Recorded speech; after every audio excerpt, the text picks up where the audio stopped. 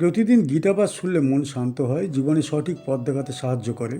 দুঃখ, ভয়, রাগ দূর হয়, আত্মবিশ্বাস বৃদ্ধি পায়। কর্ম ও ভক্তির মাধ্যমে হৃদয়ের শক্তি, ঘরে শান্তি ও জীবনে আলো নিয়ে আসে। তাই প্রতিদিন আমাদের চ্যানেল থেকে 2টি শ্লোক সহ একটি পাঠ শুনুন। স্বে স্বে কর্মণি অভিরতঃ সংসিদ্ধিং লভতে নরঃ স্বকর্মণি রতঃ সিদ্ধিং যথা বিন্দতি তচ্ছেনু। নিজ নিজ স্বভাবজাত কর্তব্যে নিয়ত নিবিষ্ট মানুষ পরিপূর্ণ সিদ্ধি লাভ করে। নিজের কর্মে অবিচল থেকে কিরূপে সেই সিদ্ধি লাভ হয় তা এখন শ্রবণ করো। স্বে স্বে মানে নিজের নিজের, কর্মণি অর্থাৎ কর্তব্য কর্মে, অভিরতঃ মানে আন্তরিকভাবে নিয়োজিত, সংসিদ্ধি মানে পরিপূর্ণ আত্মিক সিদ্ধি, লভতে মানে লাভ করে, নরহ মানে মানুষ, স্বকর্মনিরতঃ মানে নিজ কর্তব্যে একাগ্রচিত্ত, সিদ্ধি মানে আত্মকল্যাণ বা চরম পরিণতি, ইয়থা মানে যেভাবে, বিন্দতি মানে অর্জন করে, তৎসিনু মানে তা শ্রবণ করো। শ্রীমদ্ ভগবদ্ গীতার এই উপদেশ কর্মযোগের এক গভীর সত্য প্রকাশ করে। অনেকেই মনে করেন সংসার ধর্ম পালন করলে আধ্যাত্মিক উন্নতি ব্যাহত হয় এবং কেবল ত্যাগই মুক্তির পথ। কিন্তু এখানে বলা হয়েছে যে স্বভাবজাত কর্তব্য পালন করাই সিদ্ধির পথ। মানুষের অন্তর্জাত প্রকৃতি ঈশ্বর নির্মিত। সেই প্রকৃতির সঙ্গে সামঞ্জস্যপূর্ণ কর্ম আত্মার পরিশুদ্ধির উপায়। মানুষ যখন নিজের কর্মে অবিরত থাকে তখন তার মন দ্বিধাহীন হয়। কর্তব্য পালন তখন বোঝা মনে হয় না, বরং অন্তরের স্বাভাবিক প্রবাহ হয়ে ওঠে। এই অবস্থায় কর্ম ক্লেশ সৃষ্টি করে না, বরং মনকে স্থির করে। স্থির চিত্ত অবস্থায় আসক্তি ধীরে ধীরে ক্ষীণ হয়। ফলের আকাঙ্ক্ষা কমে এলে কর্মের মধ্যে অহংকার থাকে না। তখন মানুষ উপলব্ধি করতে শুরু করে যে সে কেবল নিমিত্ত মাত্র, কর্তা পরমেশ্বর। অন্যের পথ অনুসরণ করলে বাহ্য কৃতিত্ব এলেও অন্তরে গোপন অশান্তি থেকে যায়, কারণ স্বভাব বিরুদ্ধ কাজ চিত্তে প্রতিরোধ সৃষ্টি করে। তাই নিজের কর্তব্যকে ছোট মনে করা উচিত নয়।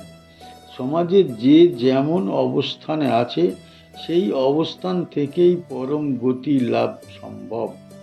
কৃষকের ক্ষেত চাষ, রক্ষকের ন্যায় রক্ষা, শিক্ষকের জ্ঞান দান এবং সেবকের সহায়তা সবই সঠিক মনোভাব থাকলে উপাসনা হয়ে ওঠে। সংসিদ্ধি মানে বাহ্য সাফল্য নয়, এটি অন্তরের পরিপূর্ণতা। কর্মফল ত্যাগ করে কর্তব্য পালন করলে চিত্ত নির্মল হয়। নির্মল চিত্তে আত্মবোধ জাগে এবং মানুষ উপলব্ধি করে তার প্রকৃত সত্তা দেহ বা পদ নয়, চির সচেতন আত্মা। এই উপলব্ধির মধ্যেই সিদ্ধি। এই শ্লোক আরও বোঝায় যে সংসার ত্যাগ না করেও মুক্তির পথে অগ্রসর হওয়া যায়। সংসারের মধ্যেই কর্তব্যকে ঈশ্বর অর্পণ করলে কর্মবন্ধন ক্ষীণ হয়। কাজ তখন বেঁধে রাখে না, বরং মুক্তির সোপান হয়। স্বভাব অনুযায়ী কর্ম করলে মন ও বুদ্ধি সমন্বিত থাকে, আর সেই ঐক্য আধ্যাত্মিক জাগরণের জন্ম দেয়। মানুষের মনে প্রায়ই প্রশ্ন জাগে, সংসার পালন করব না ত্যাগ করব। এই উপদেশ জানায় যে ত্যাগ মানে কাজ পরিত্যাগ নয়, আসক্তি পরিত্যাগ। নিজ কর্মে এবং ধর্মে স্থিত থাকা প্রকৃত সাধনা। তাই কর্তব্য থেকে পলায়ন নয়, কর্তব্যকে পবিত্র করা প্রয়োজন। আমরা এখান থেকে কি শিখতে পারি? এই শ্লোক শেখায় নিজের কাজকে অবহেলা করা উচিত নয়। যে অবস্থায় জন্ম হয়েছে সেই অবস্থাতেই সাধনার পথ রয়েছে। নিষ্ঠা ও সততা এবং ঈশ্বর অর্পণ বুদ্ধি নিয়ে কাজ করলে কর্ম উপাসনা হয়ে ওঠে। ফল লালসা ত্যাগ করলে মন শান্ত হয়। তখন মানুষ দায়িত্ব পালন করেও বন্ধনে আবদ্ধ হয় না। নিজের স্বভাব গ্রহণ করলে অন্তরে স্থিরতা আসে এবং সেই স্থিরতার মধ্যেই আত্মিক কল্যাণ লাভ হয়। ইয়তঃ প্রবৃত্তির্ভূতানাং येन সর্বমিদং ততং স্বকর্মণা তমভির্জ্য সিদ্ধিং বিন্দতি মানবঃ। যার থেকে সমস্ত জীবের সৃষ্টি এবং কার্য প্রবাহ আরম্ভ হয়েছে এবং যিনি এই সমগ্র জগতের মধ্যে সর্বত্র পরিব্যাপ্ত, মানুষ নিজের স্বভাবজাত কর্মের দ্বারা তাঁকেই আরাধনা করে পরম সিদ্ধি লাভ করে। ইয়তঃ মানে যার থেকে, প্রবৃত্তি মানে সৃষ্টির গতি ও কার্যধারা, ভূতানাম মানে সমস্ত জীবের, ইয়েন মানে যার দ্বারা, সর্বম মানে সমগ্র, ইদম মানে এই জগৎ, ততম মানে পরিব্যাপ্ত, স্বকর্মণা মানে নিজের ধর্মমত স্বাভাবিক কর্তব্য দ্বারা, তম মানে সেই পরমেশ্বরকে, অভির্জ্য মানে আরাধনা করে, সিদ্ধিম মানে পরিপূর্ণতা ও মুক্তির প্রাপ্তি, বিন্দতি মানে লাভ করে, মানবহ মানে মানুষ। এই শ্লোকে কর্মযোগের চূড়ান্ত মর্ম উন্মোচন করা হয়েছে। এখানে ভগবান ঘোষণা করেন যে জগতের সমস্ত প্রাণের উৎস একমাত্র পরম ব্রহ্ম। মানুষের জীবনে যত কাজ, যত গতি, যত চিন্তা, সবই সেই পরম সত্তার শক্তিতে সম্ভব। মানুষ নিজের কর্তব্য কর্ম সম্পাদন করে আসলে ঈশ্বরের পূজা করে, যদিও সে সবসময় তা উপলব্ধি করতে পারে না। এই শিক্ষার গভীর তাৎপর্য আছে।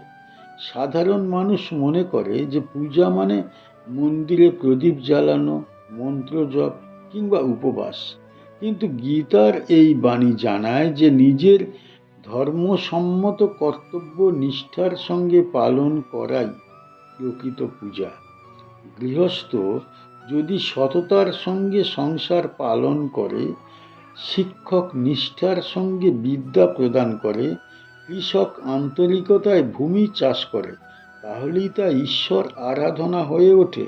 কারণ যিনি জগৎ সৃষ্টি করেছেন তিনি জগতের কর্মধারার মধ্যেই অবস্থান করেন। এখানে স্বকর্মণা তমভির্জ্য বাক্যের গুরুত্ব অপরিসীম। ঈশ্বর দূরে কোথাও নেই, তিনি কর্মের মধ্যে প্রকাশমান। কর্ম যখন লোভহীন, অহংকারহীন এবং কর্তব্য বোধে সম্পন্ন করা হয়, তখনই তা যজ্ঞের রূপ ধারণ করে। তখন কর্ম আর বন্ধনের কারণ হয়ে ওঠে না, মুক্তির কারণ হয়ে ওঠে। মানুষ সাধারণত ফলের জন্য কাজ করে। ফল না পেলে দুঃখ, ফল পেলে অহংকার জন্মায়। এই দ্বন্দ্বই সংসারের বন্ধন। কিন্তু যখন মানুষ বুঝতে পারে যে কর্মই ঈশ্বর সেবা, তখন ফলের আসক্তি বিলীন হয়। সে তখন কর্তব্যের আনন্দেই তৃপ্ত থাকে। এই অবস্থায় কর্মযোগের ভিত্তি এবং সিদ্ধি। এই শ্লোক আরেকটি গভীর সত্য জানায় যে ঈশ্বর সর্বত্র পরিব্যাপ্ত। তাই সংসার এবং আধ্যাত্মিকতা আলাদা নয়। সংসার ত্যাগ করলেই মুক্তি নয়, বরং সঠিকভাবে সংসার পালন করাই মুক্তির পথ হতে পারে। কর্মকে ভগবানের উদ্দেশ্যে উৎসর্গ করলে কর্ম আর সংসার বন্ধনের সৃষ্টি করে না। মানুষ যখন নিজের কর্মকে ঈশ্বরের প্রতি নিবেদন করে, তখন তার চিত্ত পবিত্র হয়। পবিত্র চিত্তে জ্ঞান উদয় হয়, আর জ্ঞান থেকে ভক্তি গভীর হয়। সেই ভক্তি থেকেই আত্ম উপলব্ধি জন্মায়।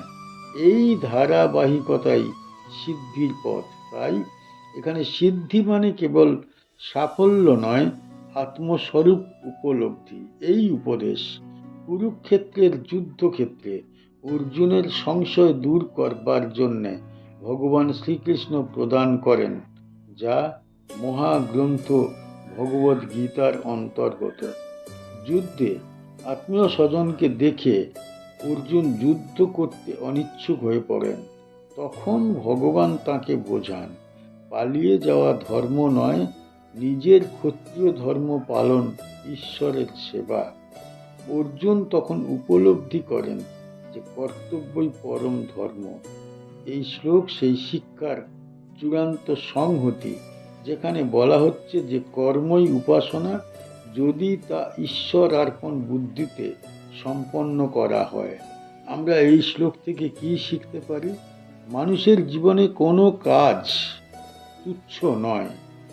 নিষ্ঠা ও সততার সঙ্গে সম্পাদন করা প্রত্যেকটা কর্তব্য পূজা হয়ে উঠতে পারে।